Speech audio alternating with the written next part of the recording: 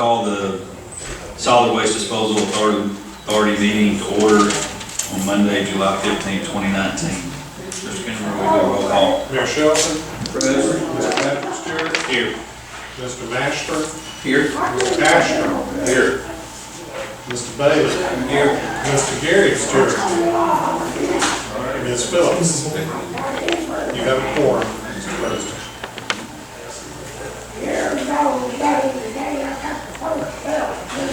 We've got on you, we're watching. Stacy, you might as well move up close. Yeah, Stacy, you want to go ahead and He's talk? got a big folder out, so don't forget it. I sent everyone a little package there. The biggest thing is just to get refamiliarized with what's going on, and we're not going to go through all of it unless you just so choose, but it really needs to be read and just kind of looked at, and then we'll rediscuss it again. One of the biggest things that I wanted you to notice is we met with the consultants on the major modification plan that is starting.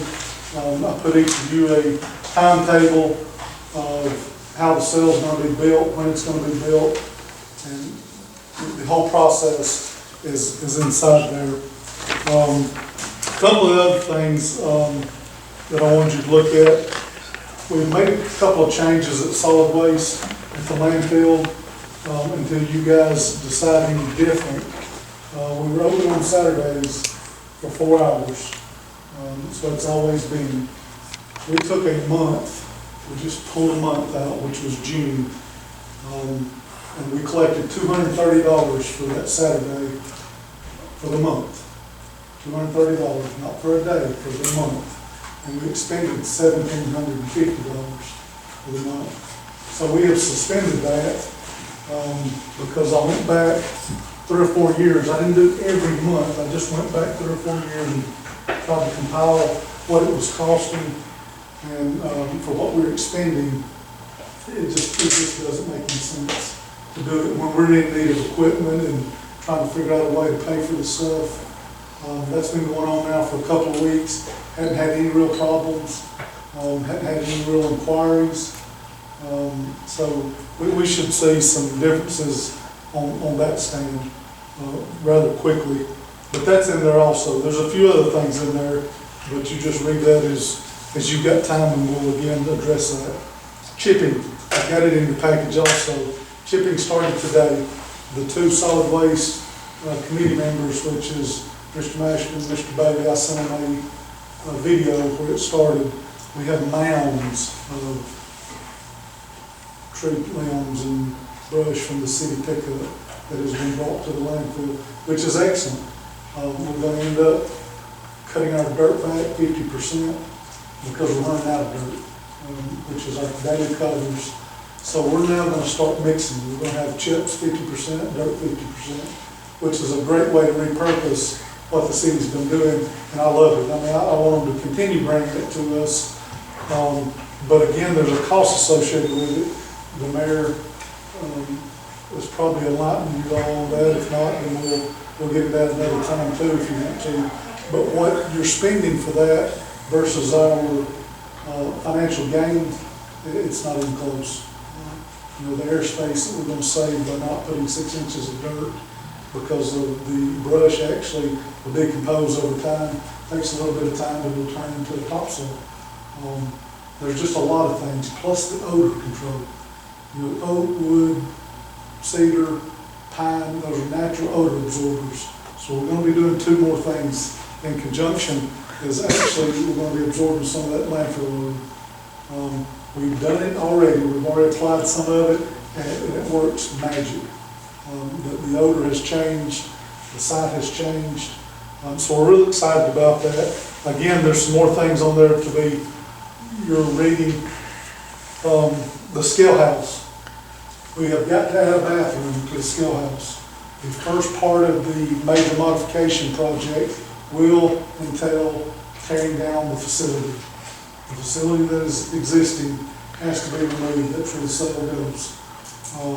So that leaves the still house without a bathroom. Jim Oldniece was cordial enough to go ahead and do a design. He did a cost approach on it. It's about $15,000 to add on to the scale house, install the bathroom. And I asked the engineers on the major mod to go ahead and include the septic system in the major modification. Because the septic system that's there currently, of course, will be removed during cell construction. So that's going to be included in it. Drone, we met with the people today about a drone and the software for landfill use. What this is about, you're going to end up spending a little bit of money investing in the drone with the software, but what you're going to get out of it is just, it's really unbelievable. I'm going to bring you a copy Monday and try to pinpoint some things that you're going to save on. What they're going to do now is go back over the old landscaping. I think those guys have done an excellent job in the past with what they've had, using a transit, trying to set those grades and set your airspace. Again, I think they've done a wonderful job. I feel like we're missing some space. So what this drone will do is go over our landscaping, and if I've got a 3 or 4 foot space that we missed, maybe 300 or 400 feet long, we may extend our life of that cell by another 6-8 months, just in each area. There's just some dips and some things that have happened over time that I think we can go back and add more garbage to what's already there, and get our space back in. The drone will actually come over, and when we stockpile our mulch, our chippings, what this thing will do in the 3D landscape is tell us how much we have in this pile, how long it's going to last when we're putting in it 6 inches lifts. It's going to do the same thing with the dirt. I'm throwing a lot at you really quick, but those things you're going to have to just kind of read some of this and kind of get familiar with it. But what that thing will bring back to us, I do believe, a $3 million sale, which is 6 acres large, is this new mod we're doing. If we can go back and get us 6-8 months here and there, putting garbage back on these existing sales, may not be direct cost, but indirectly, we're fixing to save a considerable amount of money. They feel like we've got some space that's available also, or we would pursue that. The investment is minimum. May not be to you, I think it's minimum. If you're looking at Just on the drone, we went to Huntsville 2 or 3 weeks ago. They wanted to know how often we measured our airspace with the drone, and we just sort of looked at them. And Huntsville used to measure theirs weekly, and they've gone to monthly now. But they do it in-house as well. But they kept talking about your compaction and measuring your airspace so that your operators were getting basically crushing the garbage as much as you should, keep as much airspace, which is available space for filling as this cell grows. But it's when you start doing the math and looking at airspace and getting your compaction like you should, it all makes sense. I mean, it comes down to math, And the drone actually, the software is just tied into math equations, and it measures your airspace. And exactly. you get a monthly report. I mean, it's just part of doing business. It looks to me like it's just a minimum cost in comparison to space. Yeah. We don't have a lot of space out there. Once you buy the drone, it's $1,000 a month. I mean, and that's with them providing unlimited. any type of service we need. So they maintain it, we're just leasing, they come Well, in. we buy the drone, but then we buy their software, we're plugged into their software, and it's $1,000 a month. When we actually do a flyover with this drone, we bring the disc back and download it to the guy, it's called Propeller, and they actually will start putting the data in and sending us the stuff we need, telling us where we've got more space here, they do a 3D model, and it's really amazing, and hopefully soon maybe all of you can join me and watch some of that. But what we're going to gain out of it will be a whole lot more than what we're going to invest in it. I can tell you that. It's really exciting too. But now the drone does other things also. We actually will be the owners of it. Yeah. So if we want to They said we can have other uses, you know, if we were looking at buying dirt or buying adjacent property, you know, that they can do you know, we can do flyovers and they can calculate how much dirt we're gonna be getting with that's usable dirt, and a lot of different uses for it. The next thing too, and I'll move on out of chipping, is the recycling. Everybody wants the recycling deal. Here's what's gone on thus far. We looked at the old sewer plants, the mayor and I did. We did a cost analysis on the roof, just basic. The old sewer treatment plant on Heroes, looked at taking that area and putting the roof over a couple of the, I guess the mixers or whatever, just to create a recycling center there, and it was just cost prohibitive just to put roofs over it, not even heat or cool. Yeah, and the amount of money was gonna be, it just kept escalating, so we kind of just backed off of it. We went and looked at an existing facility that each of you, I think, went over at one time or another. And looks to be like that is gonna be not cost efficient either, because if you wanted to purchase, you know, the amount of money that it was gonna end up being if we did. So we looked at adding on to the baler. We had contractors come in, we did additions. Again, read over the package, please, and it'll pretty well spell it out. The addition on the baler for the recycling, we have a downstairs layer that really is not in use right now, that, you know, you were to drive through. This thing will be right on the side of it. You'll cut some openings in this. Your trucks and trailers will come in, plus the public. The sweet thing about it is it's gonna be easy access. It's gonna be, I think it'll be something you'll be proud of.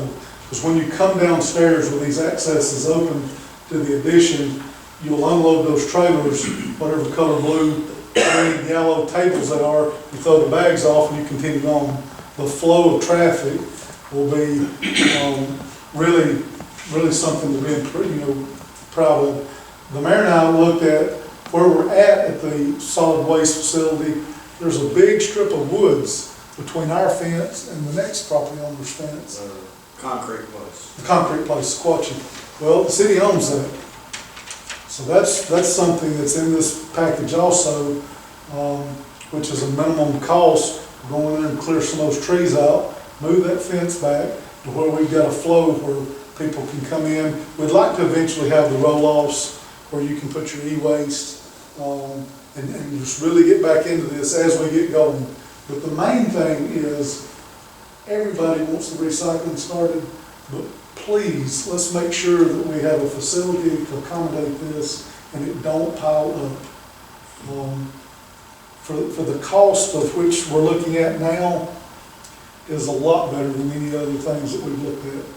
And we've looked at several things. So please look at that one pretty thorough and you know, give me your thoughts, your comments, but to me, this is going to look good. So just the recycling is 230, 225, is that right? No, it's a lot more than that. There's a lot, there's three different facility additions on this one. Yeah. What's gonna be the recycle part is above the truck park area. Those above there will be your cost, which is about $150,000.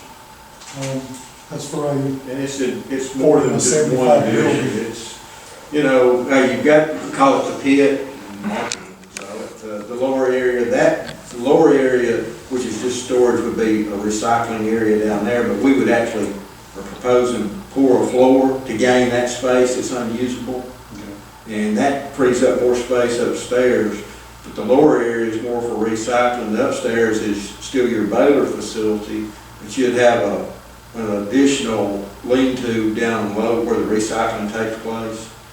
For sorting and all, like you was talking about. And then upstairs, after it gets baled outside, we need like a pole barn area, dry storage for the recycled material until it's picked up. So that's what he's talking about. But the goal eventually would be to get the garbage trucks up to the baler building and let them be under like a pole barn type, so that all of our trucks and everything is up the hill in the lower area where the trucks are stored right now. That's your public access area. And separate the public from where the big trucks would be stored and running. The dry storage, let me touch on that real quickly. The dry storage is needed. When the buyer met with us, he made it very clear, when he comes and purchases these bales, whether it's cardboard, whatever it is, if it's wet, they're going to retain that, they're gonna re-weigh it before they ever cut you a check. So right now, we're waiting quite a long time to get a small check, that by the time you keep waiting, the cost of money, it's killing us. And, you know, if we can keep this stuff dry for $30,000, you're gonna make the money back very, very soon, rather than what we're doing now. And dry storage will be more than just cardboard. It's gonna be plastics. When all the recycling gets started, the dry storage is gonna be used for all of these materials. Something that Are those blue bins on the inside now? they are, And could they go outside? Because that's where their life's gonna be. that they will. They're only in there because we carry them in, we had to put the wheels on them, lids on them, and we just haven't removed them yet. But we do have plans of doing That could be a place for storage for cardboard for the time being. You bet. And it will be for a little bit. Now, we've got a tremendous amount of cardboard now. Go ahead. Well, I was just gonna say, and Maples has challenged them to actually recycle more of their product now. So, you know, we already have they call it the whites, and then the scrap rugs, and now we've got their spools. Today, we're full of Maples rugs. You couldn't put any bales of cardboard in there if you wanted to. So you've got all that. Now they've proposed, they've talked to Stacy about plastics and cardboard. So they take up a lot of space. Just We met with them industry. Friday, Yeah. and they have expressed an interest for the city to start taking their cardboard. We don't even get cardboard from them now. They ship it out, but he would like for us to have it. But it's another tremendous amount. Since I started, we've tripled cardboard routes and the amount that's coming up there. We were getting a load the first month, you know, we got 2 tractor trailer loads out. Now we're averaging that a week. You know, it's ready. They may not come every week. We've got the loads ready to be descended out. The next thing that I want you to look at is one of the sheets that says meeting points. Those are MSW tipping tonnage weights and fees. I have proposed that we relook at these. We're low on some of these fees. Some of these things need to just be addressed. E-waste, things of that nature that we have never, I haven't seen anything that puts a dollar value on e-waste for people to come up to the facility and throw their computer monitors and their old TVs and their just anything that's electronic over into these things. So we addressed it in there. There's not a lot of cost to that, but at the end of the day, after a good fiscal year, you know, $15 for a monitor or TV will add up at the end of the year. Mr. Langland, is it a fact that the tonnage charges on C&D and MSW have not been increased in at least 10 years? I can't say 10 years, Mr. Cameron. I will look that up for you, but I know I went back 7 or 8, and the same wages are there, the same rates are there. Here's the big thing too. 3 years ago, you were doing 90 tons a day. Today, we're doing 218 tons. It's a tremendous amount of difference, but the problem is your bulk items that we do not charge for, such as a couch or a mattress. You know, the guys are coming in doing a minimum pay-in for $5 to dump that thing. It's costing us $20 to handle it.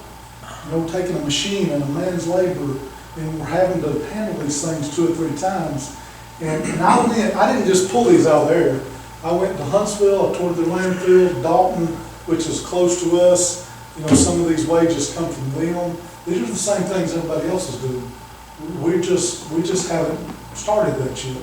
And I think it's very pertinent that we go ahead and start looking and accept some of these wage increases, and it'll help offset some of the expenditures that we're going to be facing.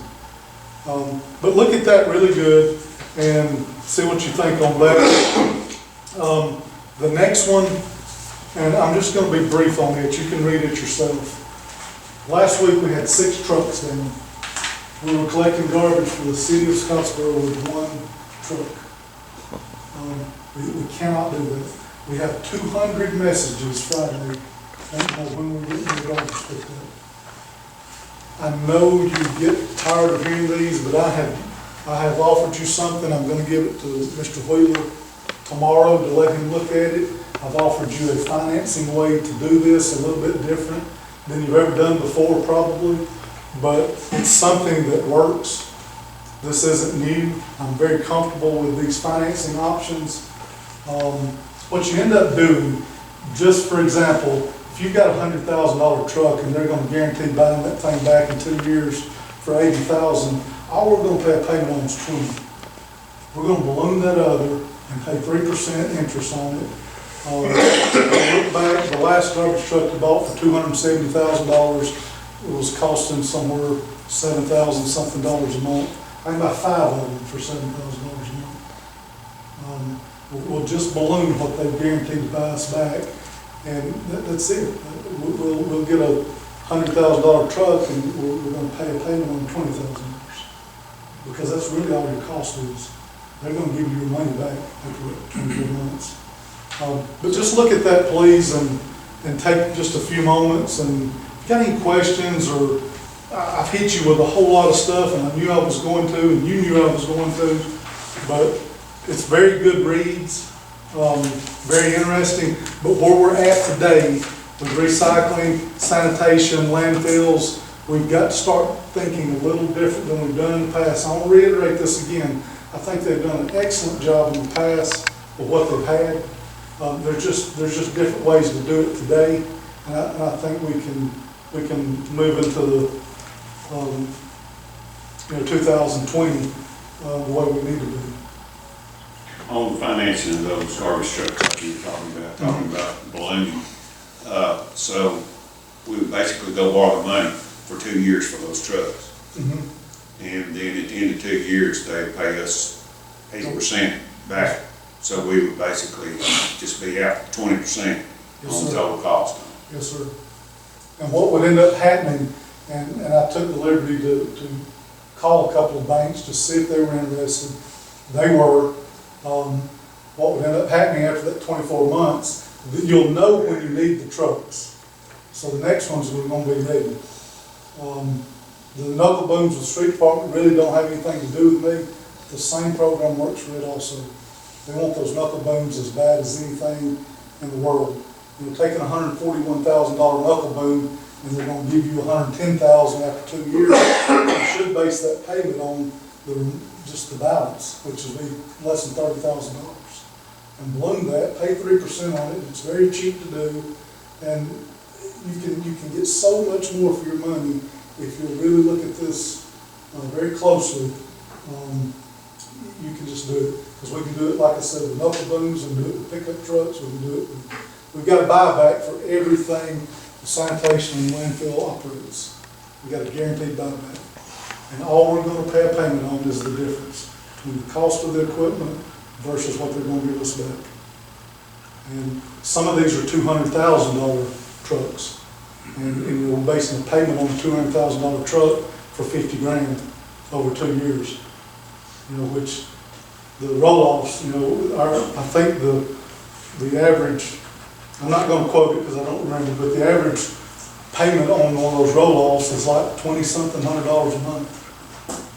It's a $170,000 truck that's generating a lot of revenue. That's cheap. That's cheap. The maintenance is done. They handle that. You don't worry about that. I had it put in the contract. If I've got a truck down, you bring me a truck. We're not going to sit here and wait anymore. Last week was awful. And I'm just going to be honest with you. It was absolutely awful. We didn't even have a pickup truck. 2 pickup trucks were at the garage also. We had nothing to do anything with. And it's very, very disheartening when you've got 15,000 citizens. And I believe most of them probably called me. They want to know why the garbage isn't being picked up, why we're doing this. But just look at those programs, get familiar with them, and I think you're going to agree. We're going to be able to buy a whole lot more stuff for a lot less money if you agree to go this route. The sweet thing too, and I told Patrick 10 minutes, so I've told you a story, I don't really on that. The sweet thing about this is the amount of equipment you can get for the same money maybe you spent 12 months ago, 24 months ago. Look back on your history, see what you paid for some of this stuff. You're gonna be able to get multiple pieces for the same money. You won't have to touch your capital. Your capital can be used for paving. This just is a note through the authority, we'll pay the payment, through revenue, and it's the way to do it. It frees up a lot of stuff and you can do a lot of other things with it. Is this the same buyback like the county uses for their dump trucks? Yes, sir, it is. Now, they're on 1 year. They're on 12 months, but they're on triaxle dump trucks too. The market sets what these things will do. Roll-offs are very, very high demand. Knuckle booms are very, very high demand. Side loader, residential garbage trucks are not. You'll notice that I've stretched it out 3 years because it's just not feasible to do it in the 24 months. Front container garbage trucks, there's not a market for it, so I had to do it for 5 years. But we still got the payments down way low because they're still offering us $70,000 after 5 years. And right now, everything we're surplusing, we'll be lucky if we get $8,000 or $10,000 for them. So you'll see that the homework has been done. The 24 months are your high market, the market is demanding them. The 36 months, it's pretty good, but it's not as good as the 24. And the 60 months means there's no market to sell them. So we're gonna have to stretch those out a little bit further, but they're still gonna buy them back after the 60 months. On the amount of extra garbage, what do you attribute that to? You think it's because the economy's booming and more stuff is being bought and thrown away? I do. I think sometimes we're wanting more and more building going on. But there's a lot of building going on. There's a lot of remodeling going on. A lot of your trash is derived from remodeling. Your homeowners are redoing a bathroom, they're doing whatever. You know, I'm seeing these folks come in and get a roll-off now for a week. You know, they want it set and, you know, they're gonna fill it up. They're cleaning their garages. I'm looking now to try to maybe get some 10-yarders. Smallest one I've got is 20. If I had 10-yarders, I believe we could sell them. I believe we could sell as many as we got, just for your garage cleaners and people like that. But construction is booming, but remodeling is also booming. And you can tell by looking at me, but people are eating a whole lot more, so there's a lot more garbage. I mean, there just is a lot more garbage, which is good for us, but we don't need to be behind. You know, we ought to be getting our money for, you know, what the market allows, and right now we're not. We increase that, you'll see some more revenue that we'll be able to do other things a year from now, once we get where we need to be. On the pit down here that was on fire, what's your thoughts on that? We need to do something with that so it don't get started back on fire again. The mayor and I discussed this, and I do believe what needs to happen. The backside has had the years to deteriorate. It's turned into topsoil. You've got to remove some layers. There's good dirt there. Most all that eventually needs to end up at landfill. Yeah. We just clear this thing out. You know, what we have to pull the top layers back, we got a pile to get chipped. But when you get that layer back, I believe you're gonna have 3 or 4 foot of dirt that we can use immediately. And I think our plan needs to be, you can't stop the wheels of what we're doing now, but as time permits, we go down there and get a dump truck load or 2 or 3. We talked about setting aside 2 or 3 days a month with Street and Stacy's folks and hauling and stockpiling cover as time permits, yeah. You know, as the future holds on down some, if you can visualize this, empty this thing out, because eventually we're fixing to start needing down the road where we're stockpiling it. And that may be another sale down the road. It's just, those things are coming pretty quickly. And if that happens and we've got that cleared out, we'll just start putting brush there again. and bring the chipper there and let them chip it. You know, chips have to go through a heat because it's very hot. You can't directly apply chips to a landfill until you gotta go over there and turn that stuff. You know, it may take 6 weeks before I can start using it, but it doesn't matter what it's at.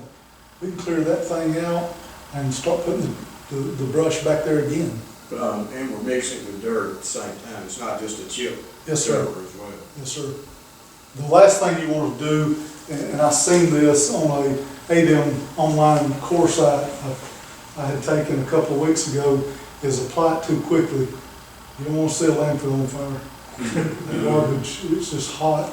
But if you do it correctly and turn that and get the heat out of it, it's no different than green hay. Putting green hay up and catch on fire, and chips are the same thing. But if we do this correctly, we're going to really come out on top by doing it with a bunch of different things. Odor control, number one, was very important to me.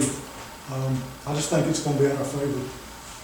Please look at the packets and, you know, whatever concerns you may have, besides not wanting to spend any money, please put those aside and call me with them. Because we'll discuss them, and I really think you're going to like some of those options, especially if you go back and see what you paid per month on some things maybe 12 months ago, 24 months ago. To be able to get multiple pieces for the same dollar, I think you're gonna like it.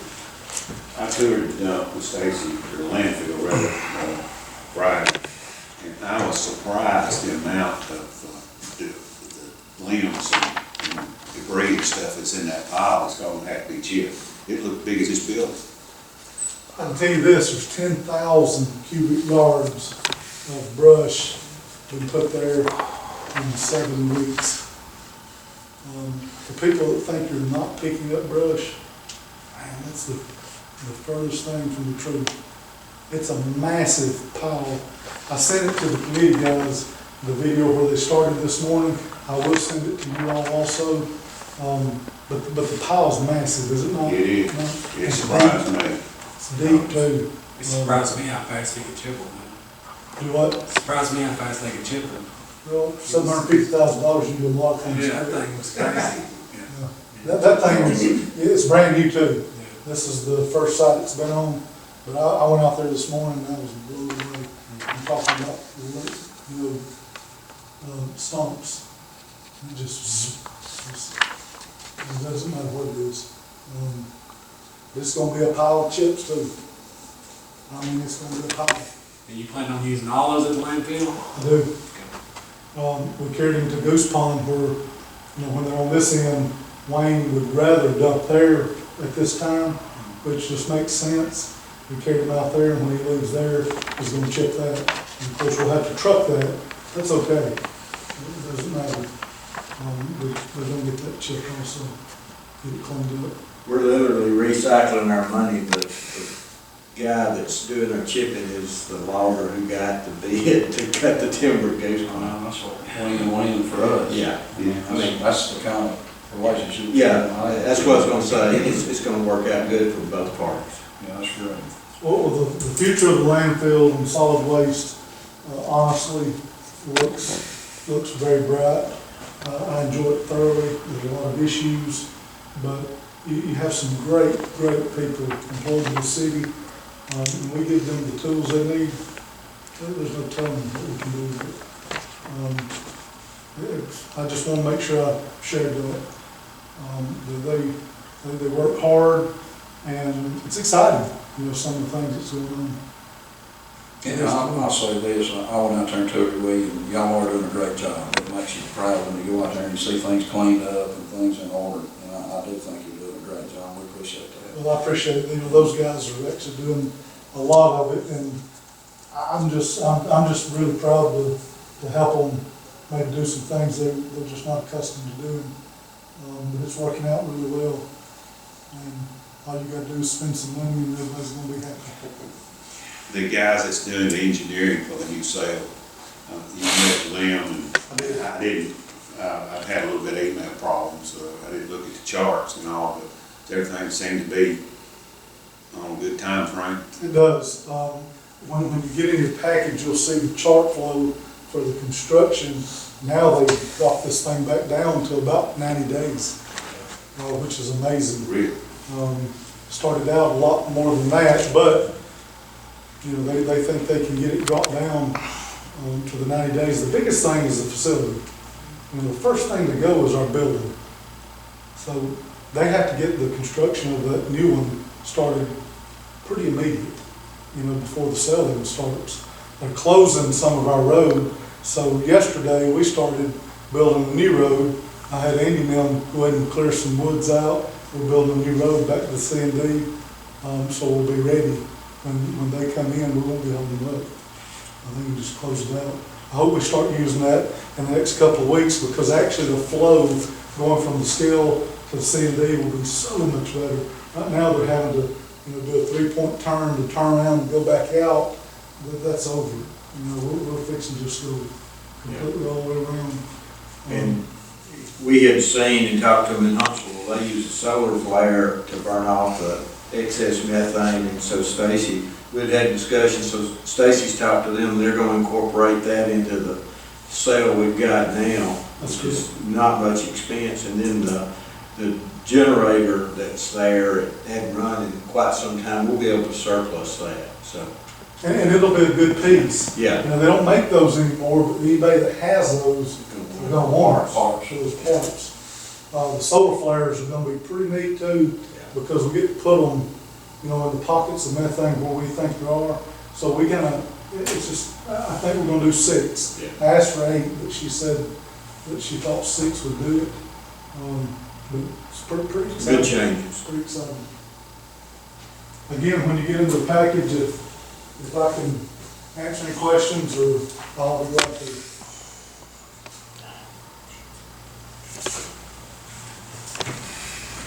Anything else for Stacy? Not the authority will review the recommendations and the implementations. Thank you, Stacy. Thank you.